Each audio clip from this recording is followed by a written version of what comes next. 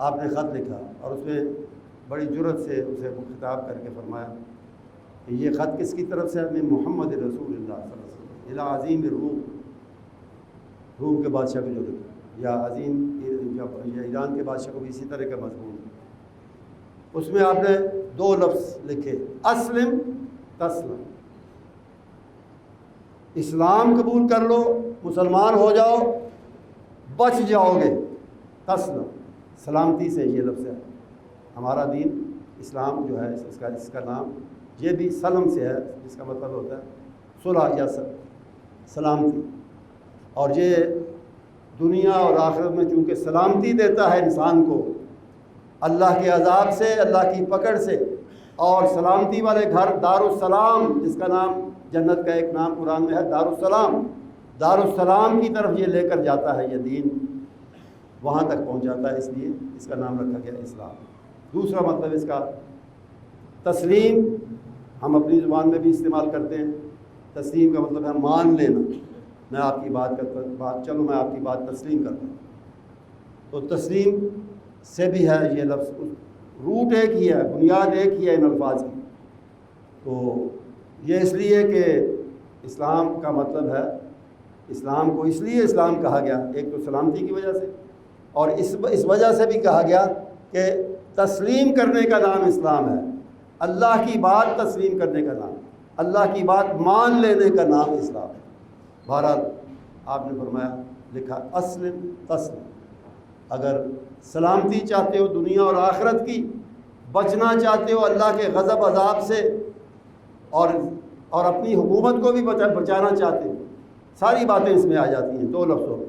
اگر بچانا چاہتے ہو، دنیا میں بچنا چاہتے ہو، آخرت میں بچنا چاہتے ہو، مسلمان ہو۔ اس نے تو پھر بھی عزت سے یہ مکتوب گرامی آپ کا خط پڑھا، اور اس پر اس کی عمل کا بھی شاید ارادہ تھا، لیکن اپنے درباریوں، اپنے معاونین، اپنے مشیروں سے ڈر کر وہ نہیں ہوا مسلمان۔ لیکن کسریٰ نے، جو ایران کا بادشاہ تھا، اسے بڑا غصہ آیا کہ یہ ایک عرب کا اس طرح بندہ ہے، وہ اس طرح مجھ جیسے بڑے بادشاہ کو کس طرح مخاطب کر رہا ہے، کس طرح بات کر رہا ہے، اور اپنا دین جو وہ کہتا ہے میں لے کر آیا ہوں، اس کی دعوت دیتا ہے، اس کی جرأت کیسے ہوئی؟ تو اس نے غصے میں قاصد کے سامنے ہی، خط جو لے کر آیا تھا اس کے سامنے ہی خط کو پھاڑ کے پھینک دی، لے جاؤ، میں نہیں پرواہ کرتا۔ تو آپ کو خبر پہنچی تو آپ نے اللہ کی طرف رجوع کیا، اللہ سے مانگا اور کہا اللہم مزقہ کما مزق کتابی، یا اللہ جس طرح اس نے میرے خط کے پرزے کیے ہیں تو اس کے پرزے کر دے۔ اور یہی ہوا۔ اس کے بعد اس نے اپنے کچھ سپاہی بھیجے، زیادہ نہیں کہ 2 سے شاید 2 سپاہی بھیجے یمن سے، یمن کا اس کا جو گورنر تھا متحد، اس کو کہا یہ بھیجو مدینے میں 2 بندے، اور اس بندے کو پکڑ کے لاؤ میرے پاس، میں اسے پوچھوں کہ اس کو کیسے جرأت ہوئی مجھ سے اس طرح بات کرنے کی اور خط لکھنے کی۔ تو وہ آئے، بڑے ان کی روبدار شکلیں تھیں، مونچھیں بھی رکھی انہوں نے بڑی بڑی، اور اچھے خاصے تگڑے بندے آئے، اور انہوں نے کہا کہ جی ہم آپ کو گرفتار کرنے کے لیے آئے ہیں اور آپ کو جانا ہوگا، ورنہ پھر اس کے نتائج اچھے نہیں۔ تو آپ نے کہا کہ مجھے گرفتار کرنے کی بات بعد میں کرنا، اپنے بڑے کی خبر لو، اپنے بادشاہ کی۔ اس کو تو اس کا پیٹ پھاڑ دیا اس کے اپنے بیٹے نے، وہ جو دعا آپ نے کی تھی کہ اللہم مزقہ،